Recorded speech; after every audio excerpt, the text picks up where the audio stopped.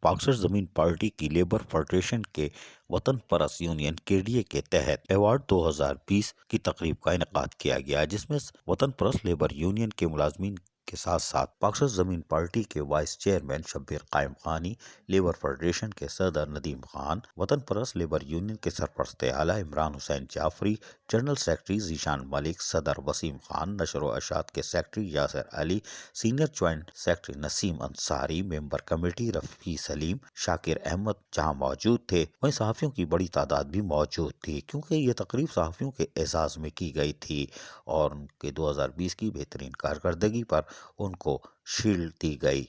اور پھولوں سے بھی نوازا گیا، جبکہ پاک سرزمین پارٹی کے وائس چیئرمین شبیر قائم خانی نے صحافیوں کو اپنے ہاتھوں سے ایوارڈ دینے کا سلسلہ شروع کیا اور اس موقع پر انہوں نے کہا کہ صحافت ریاست کا چوتھا ستون ہے۔ صحافی اپنی جان کی پرواہ کیے بغیر معاشرتی برائیوں اور اچھائیوں پر روشنی ڈال کر بھی ان کو اجاگر کرتے ہیں۔ ادارہ ترقیات کراچی سے تعلق رکھنے والے اعلی افسران کو بھی وطن پرست لیبر یونین کی جانب سے اعزازی شیلڈ پیش کی گئی، جبکہ مرکزی لیبر فیڈریشن کے انچارج ندیم خان، وطن پرست لیبر یونین کے انچارج عمران حسین جعفری اور اراکین کمیٹی کی جانب سے چیئرمین مصطفیٰ کمال کی اعزازی شیلڈ وائس چیئرمین شبیر قائم خانی کو